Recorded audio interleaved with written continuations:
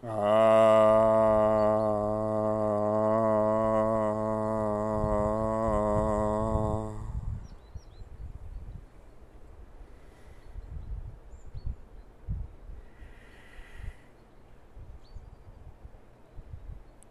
mieli.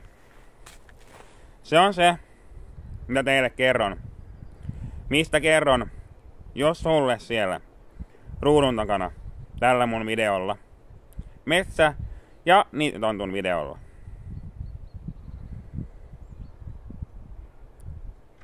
Sä oot varmasti kuullut tietoisesta mielestä jo aiemmin. Mutta mitä tietoinen mieli tuo sulle mieleen? Ja vaikka et ikinä olisi kuullut tietoisesta mielestä, niin, tai ajatellut sitä, niin tuon sulle todella selkeästi tällä videolla esiin sen, mitä tietoisen mielen kanssa työskentely mahdollistaa sulle. Ja mikä pitää olla ennen sitä kunnossa, että voi siirtyä työskentelemään oman mielensä kanssa. Ja lopussa kerron sulle sen mun ihanan matkan, mikä liittyy mun omaan tietoiseen mieleeni. Joten ihan aluksi pyydän sua, ihana katsoja siellä,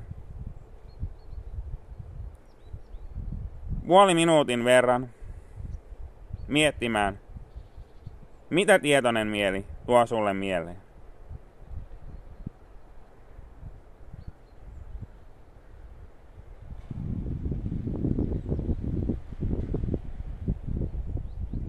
Ja tosiaan, nyt kun oot saanut miettiä niitä asioita, mitä siellä on, niin voit laittaa tuohon YouTube-kanavan kommentteihin, mitä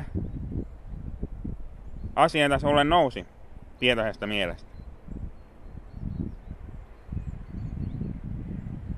Mutta ensin haluan kertoa sulle siitä, mikä on se kaiken kaiken lähtökohta. Mä kutsun tätä lähtökohtaa harjusoraksi tai harjun maaperäksi tai joksikin sellaiseksi.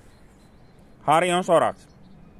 Mitä siellä harjun sorassa pitää olla ennen kun te pystytte laittamaan niitä tiiliä siihen taloon, perustaan kivijalkaa ja lopulta nauttimaan siellä katolla upeista maisemista, ehkä jonkun vuoren huipulla, siitä kauniista maisemasta, minkä te näette edessänne. Ensinnäkin keskittyminen. Keskittyminen. Totta maar, niin oleellista. Keskittyminen. Keskittyminen on se peruspalikka, mikä tässä maailmassa, siellä harjusorassa, on uhattuna aika lailla, ihan kaikkein eniten, muun muassa TikTokin ja muiden vastaavien kautta. Keskittyminen olennaisiin asioihin. Keskittyminen itseenne. Keskittyminen omaan mielenmaisemaanne ja ajatuksiinne ja tunteisiinne. Ja tässä tuli juuri tämä toinen harjusoran aines. Keskittyminen omiin ajatuksiinne ja tunteisiinne. Se tulee olla siellä pohjalla, siinä harjusorassa, ennen kuin te pystytte laittamaan kivijalkaa tälle talolle.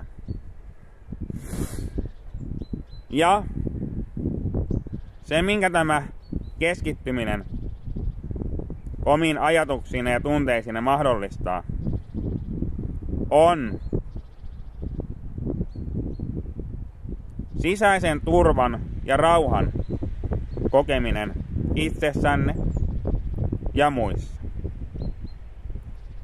Nämä 3 tekijää yhdessä kehomieliyhteyden kanssa luo sen ihanan vahvan harjusoran, sen harjumaiseman, mille te pystytte rakentamaan teidän talonne. Sen kivijalan, missä on tietoinen mieli. Ja tämä alitajunteinen, se menee osin jo sinne harjusoran luo. On osa sitä harjusoran maisemaa. Ja alitajunta, se näyttelee hyvin suurta osaa teidän elämässänne.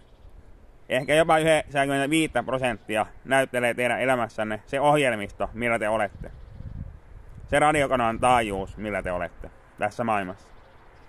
Ja tietoinen mieli on ehkä se 5% tai jotain sellaista. Mutta nämä 2 palikkaa on ne, mille te rakennatte sen teidän viestinnän, teidän sisäisen ja ulkoisen dialogin, mikä on 3. tässä mun triangelissa, joka teillä tulevaisuudessa soi kauniisti. Ainakin mä pystyn mahdollistamaan, että se soi kauniisti.